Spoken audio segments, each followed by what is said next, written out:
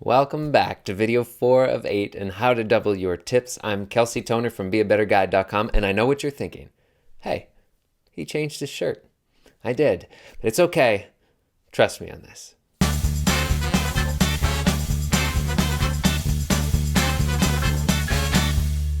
All right, in this video, we're talking ways to build a social connection with your clients and how that can earn you more in tips. Let's start with a quote. If people in the service industry can establish a social connection with their customers, they'll get better tips. This is from Michael Lynn, a professor in food and beverage management at Cornell School of Hotel Administration. She's been studying tipping for many years.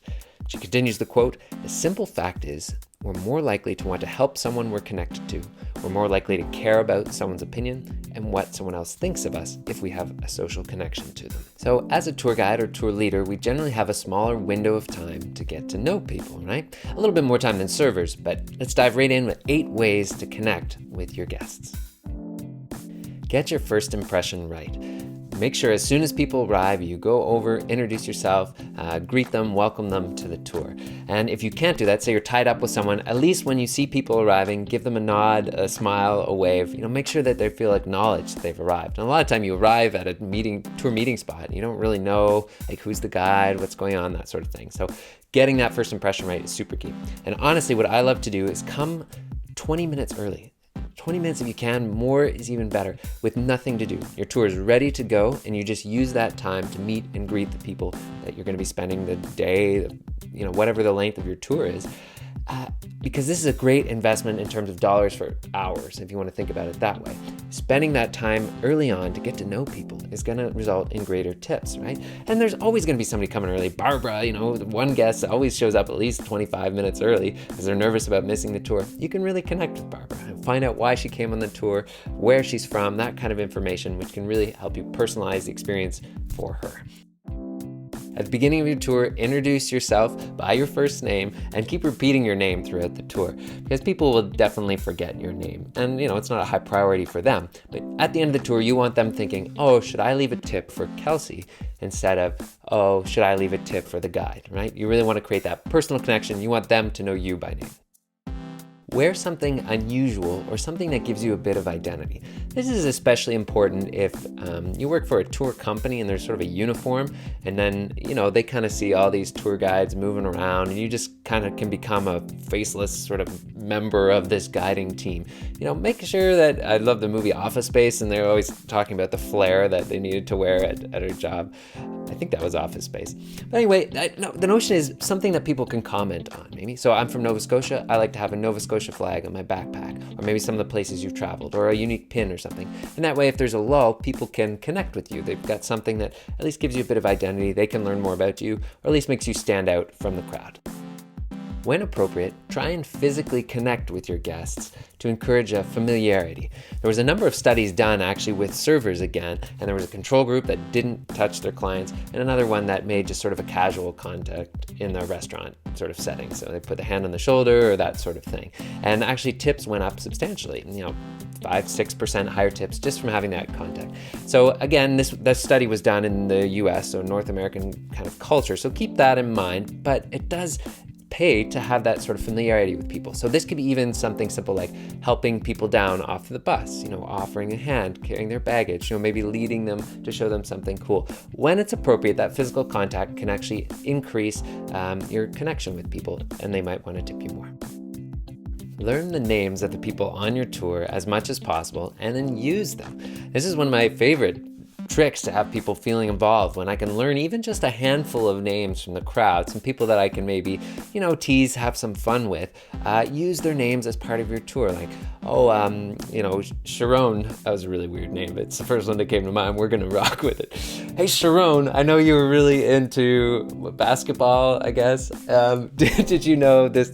You see where I'm going that there. I've totally blown that example, but the idea is to use people's names when you can. And if you're not great at remembering names, just Google it. Honestly, put some effort into getting better at it. And there's a lot of tricks out there. You can, repeat the name after they introduce themselves. They're like, "Hi, I'm Sharon." They say, "Hi, Sharon, nice to meet you." Like doubling up like that. And if you're thinking, okay, well, tend to have bigger groups, then try and learn the family names, right? And often when you have your booking software, you're going to have some names ahead of time, or maybe where they're from. I know some tour guides who like to just refer to the groups of people. So if you know that they're, okay, we've got our Frenchies over there, if they happen to be from France, and our Texans, and where's our Canadians? And even that sort of stuff helps breed that familiarity and can earn more in tips. Smile. It's such an easy thing to do, but it is proven time and time again, whether you're in the restaurant industry or in the service industry or as a tour guide, it's measurable that you will earn more in tips if you are smiling.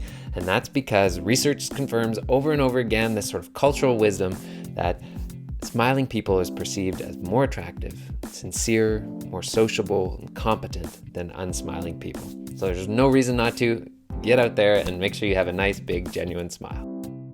You might find this next one a little bit funny, but giving compliments is actually a measured way of increasing your tips. Utah State University professor John Sider has actually done a number of studies with restaurant servers where the control group gave regular service and the second group had to compliment the clients on their food choice in the restaurant. Something as simple as, oh, great call, Tom, on the ham and Swiss, or something like that.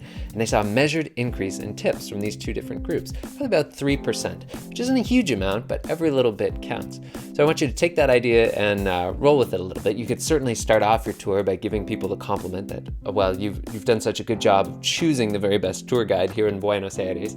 Or you could, give a compliment relating to the season. So you guys have all come to Buenos Aires at the perfect time of year, that sort of compliment. But also on an individual level, especially if you're going to be having lunch or have some extra social time with your guests, be very generous with your compliments. It helps make people feel good. It helps increase that social connection.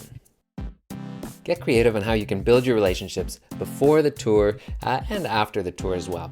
So before they even get there or arrive, it might be a good idea to send out an email. Maybe you have a reminder, for example, say, okay, just letting you know our tour tomorrow is at, and sending all those important details again.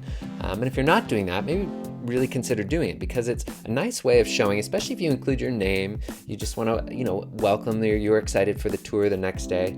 And then thirdly, you can include your cell phone number or a way to reach you so that if something does go wrong, they know how to get a hold of you. That's a really nice way of starting your relationship too, because it puts a name to this sort of caring gesture. So do that ahead of time if you can. That helps build the relationship and then cement the relationship at the end. So in the previous videos, we talked about after the tour, taking some time, 15 to 20 minutes again after your tour, just set it aside for that one-on-one time with your guests, and that can really increase your social connection with them. And then the follow-up email too, quick thank you email, maybe you've got something you can send them, and that's also a great time to connect them back to your feedback form, so you can get better, so maybe they can leave you a great 5-star review on TripAdvisor or whatever system you're using. In our next video, we're going to talk about how to give a great tip speech and how it can make or break your guide gratuity. And if you're thinking, oh, what's a tip speech? And normally I don't mention tips, then you especially should tune in because this is a big one. But wait, before you go, pop down to those comments. Let me know what you thought about this video. Do you think that those social connections really make a difference? How do you, in a short period of time, connect with your guests like that?